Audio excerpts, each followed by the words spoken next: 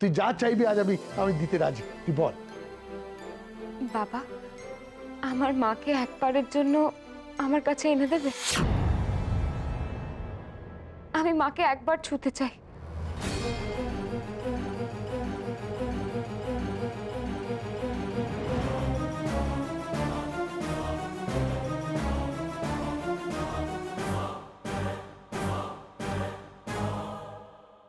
বনি, তুমি কেন এমন করছো? কেবুদ আমার মন কেন মানছে না যে মা নেই? কেন আমার মনে হচ্ছে মা আছে, মা আমার খুব কাছে আছে, কিন্তু আমি মাকে ছুতে পারছি না।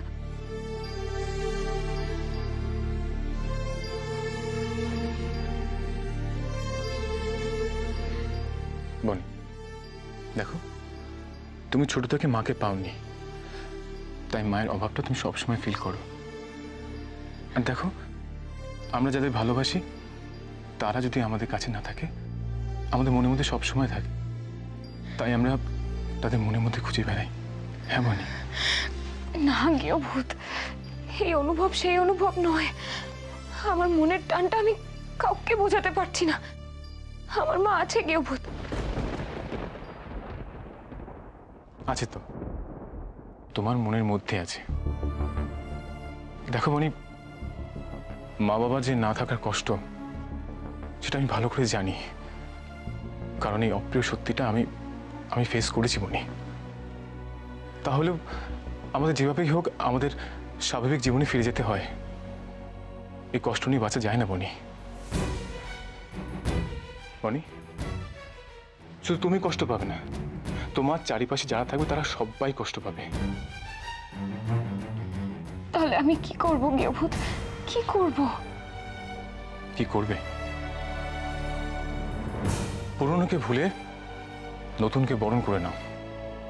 হ্যাঁ বনি, তুমি একটু আগে বলছিল না নতুন বছর দরজায় কড়া নাড়ছে, নিউ ইয়ার সেলিব্রেট করতে হবে।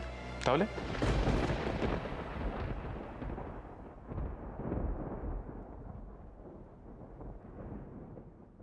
বনি, তুমি আজকাল না সব কিছু ভুলে যাও।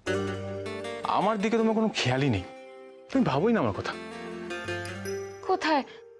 আমি কিছু ভুলিনি তো। কি ভুলে গেছি আমি? 12টা অনেকক্ষণ আগেই বেজে গেছে।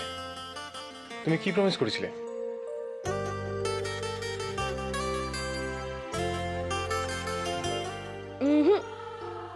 ঠিক রাত 12টার সময়।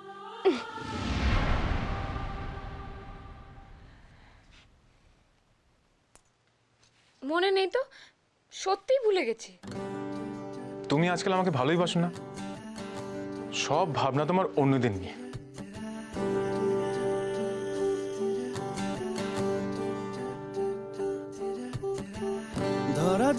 হ্যাপি নিউ ইয়ার।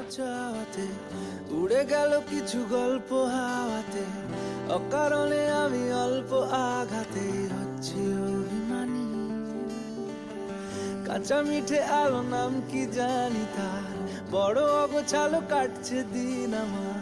বেজে ওঠে মনে পিয়ানো গিটার, হালকা ঘুম পাড়ানি। সে তো জল্পনাতে কল্পনাতে থাকছে জড়িয়ে, আর একলা রাতে এই নতুন বছরে তুমি একটা প্রমিস করো, সব দুঃখ ভুলে তুমি সবসময় এরকম হাসবে। হ্যাঁ গৃহভূত, কাল নতুন বছরে নতুন সকাল হবে। কাল থেকে আমি এই সব কিছু ভুলে নতুন আশা নিয়ে বাঁচবো।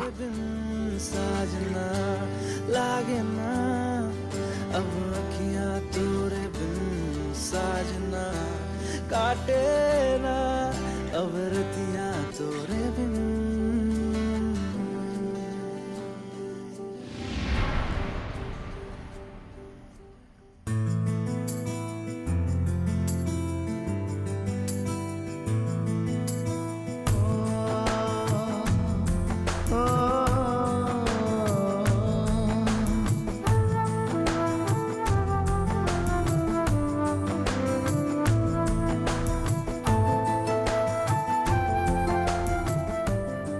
Happy new year. Happy new year. বাবা, আজকে সূর্য কোন দিক দিয়ে উঠেছে শুনি? বাবু বেডটি ছাড়াই উঠে গেছে। আমি এখন থেকে ঠিক করেছি, আমি রোজ সকালে আমার বউকে চা করে খাওয়াবো। এটা আমার নিউ ইয়ার রেজলিউশন। আমি যা করছি। থাক। আরে আমি happy new year, happy new year, happy new year নতুন বউ। হ্যাঁ, happy new year. Happy new year কচিদা। হ্যাপি নিউ ইয়ার কচিদা। আচ্ছা কচিদা, তা তোমার নিউ ইয়ার রেজলিউশনটা কি শুনি? তোমার ভাই তো বলেছে আমাকে রোজ চা করে খাওয়াবে। আমি আমি এই নতুন বছরে আই টক ইংলিশ। নতুন বউ, গিভ মি টি।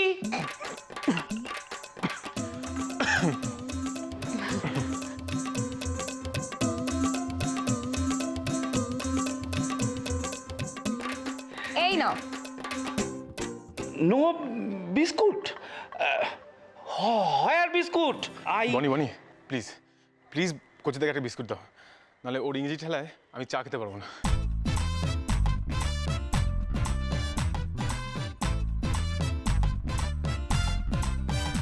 ভালো ইংলিশ বলে বলো। আজ সবার মেজাজ দেখছি বিন্দাস আছে। সকাল সকাল আশা করি আর আমায় নিয়ে পড়বে না, একটু শান্তি।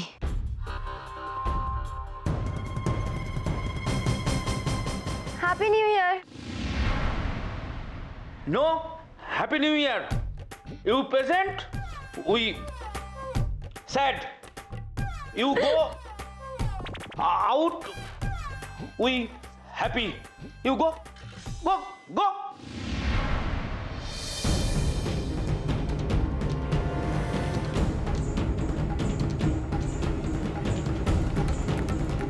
এই জোকারটাকে এরা হজম করে কি করে কে জানে।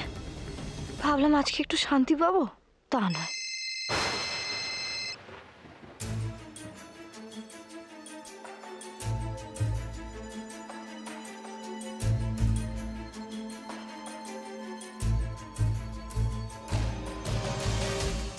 ফোন করছো কেন? মৌ, তোর মায়ের রিপোর্টগুলো এনেছি। তা আমি কি করতে পারি? তুই ডাক্তারের কাছে রিপোর্টগুলো না নিয়ে গেলে ডাক্তারবাবু ওষুধ লিখে দেবেন কি করে? আমি এখন বেরোতে পারবো না রমা মাসি, তুমি যাও না। মৌ আসতে পারবে না বলছে। ওকে আসতে বলো রমা, যেভাবে হোক রাজি করো, ওকে আসতে বলো। মৌ শোন না, বলছি যে তোর মা না তোকে ছাড়া যেতে চাইছে না রে। আর তোর মায়ের বুকের ব্যথাটা এতটুকুও কমেনি। এরপর খারাপ যদি কিছু একটা হয়ে যায়। ঠিক আছে, আমি আসছি, কিন্তু একটু দেরি হবে।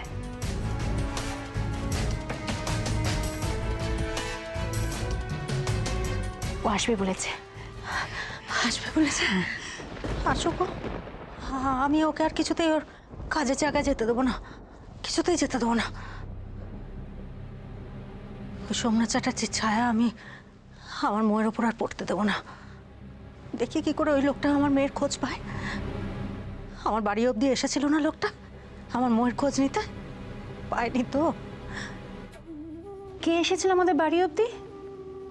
তুমি যে বললে একজন মৌয়ের খোঁজ নিতে আমার বাড়ি অবধি এসেছিল, ওই যে একজন যে তোমাকে সেন্টার অবধি ফলো করে গেল। আরে ধুর বাবা, সে তো আমাদের ময়েরই বয়সী বা ময়ের থেকে বছরখানেকের বড় হবে একটা মেয়ে।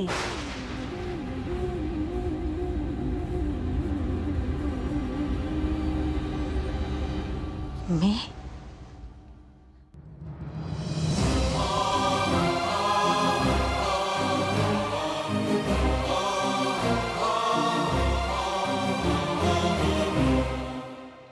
কেমন দেখতে? পনি তো আমার দিকে চোখ দিয়েই রেখেছে। কি বলে বেরোই আমি? আবার যদি বনি আমাকে ফলো করে, আর বুড়িটাকে একা রাখাটাও তো রিস্ক। না না বনি, আমরা সকালেই বেরোবো, লাঞ্চ বাইরে। এটাই সুযোগ। ওরা বেরোলেই আমিও টুক করে বাড়ি ঘুরে আসবো, কেউ জানতেও পারবে না। কার সাথে কথা বললো মেয়েটা, আর কোথায় বা যাবে দেখতে হচ্ছে।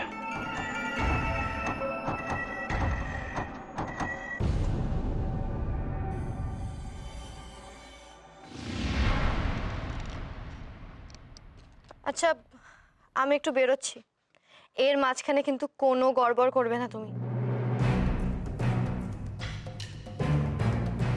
আর শোনো, কেউ যাতে টের না পায় আমি বেরিয়েছি, ঠিক আছে? তো তুমি যাচ্ছ কোথায়? মায়ের কাছে বুঝি? হ্যাঁ, মায়ের কাছে যাচ্ছি, কিন্তু কেউ যদি জিজ্ঞেস করে তাহলে কিছু একটা বলে ম্যানেজ করে দেবে। আমি কিন্তু তাড়াতাড়ি ফিরে আসবো, ঠিক আছে? ও নিয়ে তুমি চিন্তা করো না, ওই বলে দেবো তুমি আমার জন্য ওষুধ আনতে গেছো ওষুধের দোকান। আমি তো ম্যানেজ করতে ওস্তাদ। সেটা তুমি দেখতেই পাচ্ছি। নাও, বসে বসে গেলো।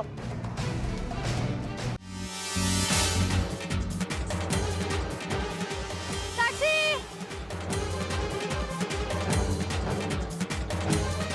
ট্যাক্সি!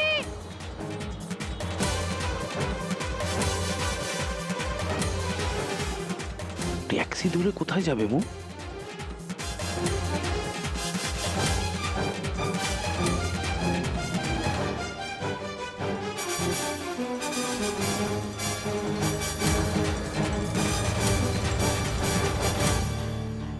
তোমাকে আমি কিছুতেই পার পেতে দেব না। আজ তোমার খেলা শেষ করব। আজ তোমায় হাতে নাতে ধরে পুলিশে যদি না দিয়েছি তাহলে আমার নাম কচি না। দেখো আজ কেমন মজা দেখায়।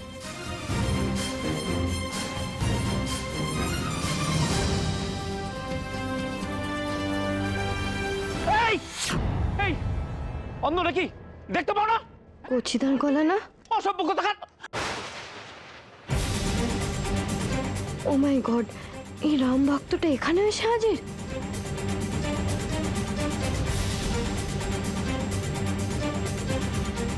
কোথায় গেল? যা, যত নষ্টের গোড়া ওই সাইকেলটা, কানার মরণ, চোখে দেখতেও পায় না।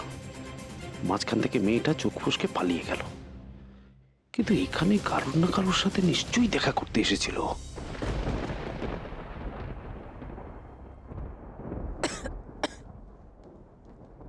মা, তুমি এত জেদ করো কেন বলো তো? রমা মাসি ডাক্তারের কাছে রিপোর্টগুলো নিয়ে ওষুধ আনতে পারতো না? সে আমাকে টেনে আনতে হলো। তুই একটু শান্ত হ, আমি বলছি আমি শান্ত হব কি করে? তোমার ঝালায় তোমার কাজটা চলে যাবে। তোমরা জানো কত কত পরিশ্রম করে আমাকে কাজটা করতে হয়? এরকম হুটহাট করে চলে আসা সম্ভব নয়। আর রমা মাসি, তোমাকেও বলি আরে, মা নাই যাক, তুমি তো ডক্টরের কাছে যেতে পারতে রিপোর্টগুলো নিয়ে। তোর দেখে আমি রিপোর্টগুলো নিয়ে গিয়েছিলাম। তাহলে আমাকে এভাবে ডাকলে কেন ফোন করে? রিপোর্টগুলো দেখে ডাক্তারবাবু তোকে দেখা করতে বলেছেন, তাই। কেন? কি এমন হাতি ঘোড়া আছে রিপোর্টে যে আজকেই আমাকে যেতে হবে? সামান্য কারণে কেন? সামান্য কারণ নয় মো, তোর মায়ের হার্টে প্রবলেম হয়েছে, অপারেশন দরকার। আরে ডক্টররা না ওসব বানিয়ে বানিয়ে বলে, সব রোজগার করা না ধান্দা ওদের। তুমি জানো হার্টের অপারেশন করতে কত খরচ লাগে? আরে সব ওদের বিজনেস, মিথ্যা কথা বলেছে ডক্টর। তোর মায়ের কষ্টটা কিন্তু মিথ্যে নয় মো। আরে মা বেকার টেনশন করে।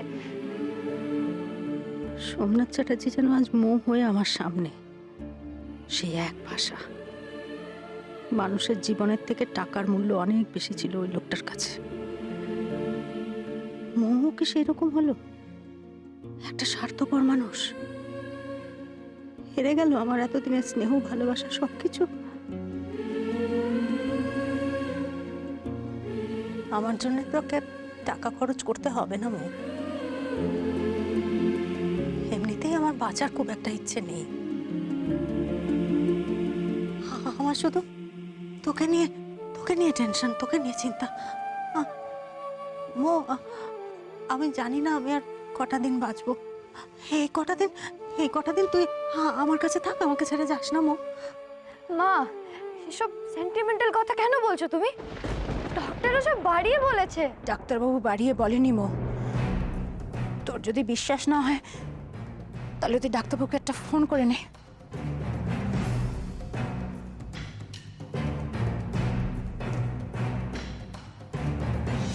হ্যালো ডক্টর, মায়ের কি হয়েছে বলুন তো?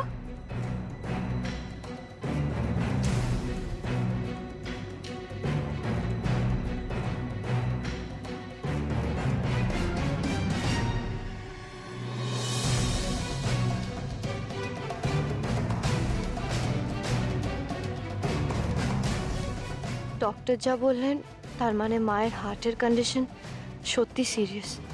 কিন্তু আমার যে ও বাড়িতে এখনো অনেক কাজ বাকি, একটা কাজও কমপ্লিট হয়নি। না শেখরকে টাইট দেওয়া, না ওই বুড়ির ট্রিটমেন্টের নামে টাকা ইনকাম। এর মধ্যে যদি এখন মাকে নিয়ে ব্যস্ত হয়ে পড়তে হয়, তাহলে তো জাকিয়ে বসার আগেই আমার গল্প শেষ হয়ে যাবে। আমাকে নিয়ে চিন্তা করিস না মা। আমি জানি না আমার কি হবে, কিন্তু আমি যে কটা দিন আছি তুই আমার কাছে থাকবি তো? আরে থাকবে থাকবে, ও কি তোমাকে কম ভালোবাসে? তাছাড়া ও যখন শুনেছে যে তোমার শরীরের এই অবস্থা, তখন তোমাকে ছেড়ে কোথাও যাবে না, তাই না রে মো? এবার তুই তোর মাকে বোঝাতো যেন আর বেশি চিন্তা না করে। তুই যখন এখানে এসে গেছিস তখন আবার চিন্তা কিসের বল? চিন্তা তো আমার ডাবল হলো। এক হার্টের অপারেশনে শুনেছি পকেট ভালোই খসে। তুই এখন ওই বাড়ি ছেড়ে থাকা অসম্ভব। কি করি? মা, আমার সাথে একটু চলো তো। কোথায়? ডক্টরের কাছে যাব। আমি ওনার সঙ্গে সামনাসামনি বসে কথা বলবো। তুই তো ডাক্তারবাবুর সাথে ফোনে কথা বলে নিলি, উনি তো তোকে সব বলে দিলেন। এখনই ডক্টরের চেম্বারে যাওয়ার কি আছে?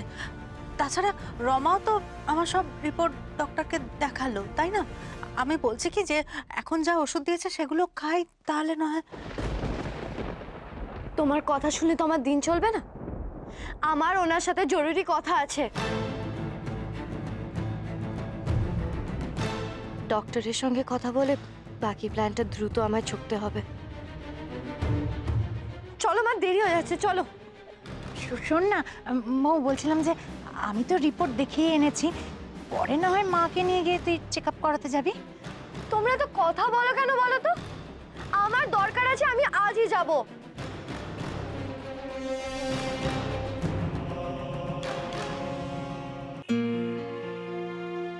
শাড়িটা আমি কিনে তো ফেললাম, কিন্তু ওই শাড়িটা পরে আমাকে ভালো লাগবে তো? ফাটাফাটি লাগবে। চয়েসটা কার দেখতে হবে তো। শোনো, ক্রেডিট নিও না, বুঝেছো? ওটা আমারই ফার্স্ট চয়েস ছিল। কিন্তু লাস্ট হ্যাঁটা তো আমিই করেছি ম্যাডাম। শেখর,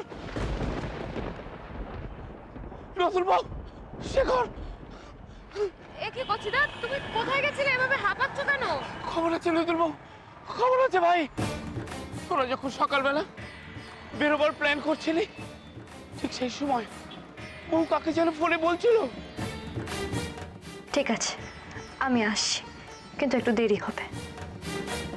আড়াল থেকে ওর কথা শুনে আমি ওর পিছু নিই, প্রায় ধরে ফেলেছিলাম। তখনই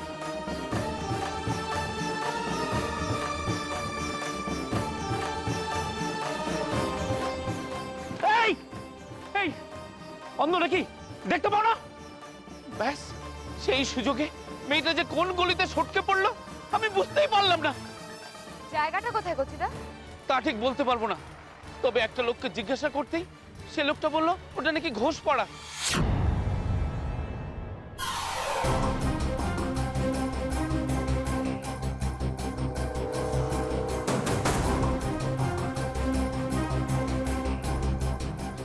দাদা, এই জায়গাটার নাম কি? এটা ঘোষপাড়ার মোড়। এটা ঘোষ পাড়ার মোড়।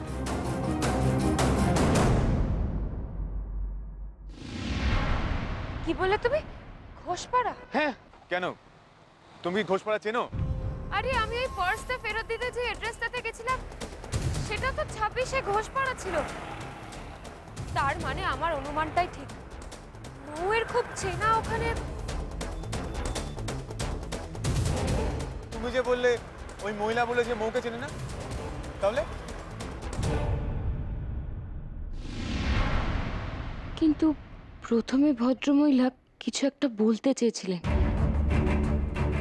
আচ্ছা, মৌ বলে কেউ কি এই বাড়িতে থাকে?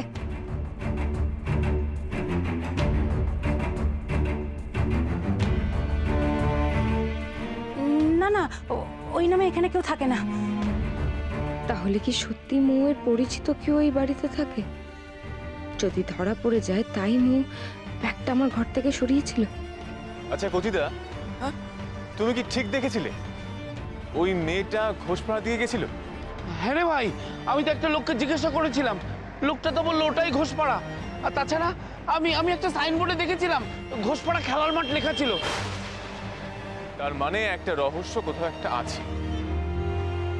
বনের কথা অনুযায়ী মৌয়ের কোনো আত্মীয় ওই পাড়ায় আছে। আচ্ছা, সোহম নয় তো? তুই কি বলতে চাইছিস ভাই? ওই সোম ওই মেয়েটার সঙ্গে যোগাযোগ রাখছে তলে তলে চাল চালার জন্যে? হতেও পারে। উনি হয়তো চলে গিয়েও যাননি, এখনো হয়তো আড়াল থেকে বনিকে নতুন করে ট্র্যাপে ফেলার চেষ্টা করছে। না কচিদা, আমার বনিকে সাবধান করতে হবে যেভাবেই হোক। বনি,